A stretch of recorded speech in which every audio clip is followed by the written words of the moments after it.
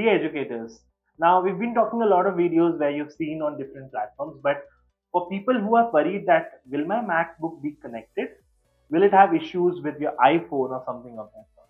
Now, in your MacBook, you have an option called as screen mirroring. Just click on your screen mirroring, and here just click on Bytello share.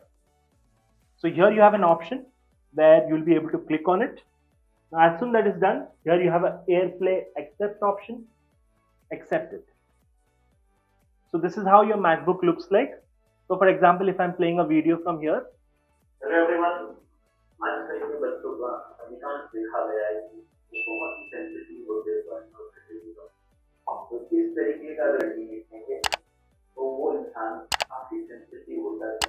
So now if you see in previous videos, the sound is much more better if you directly connect your MacBook or your iPhone to your panel using the AirPlay option.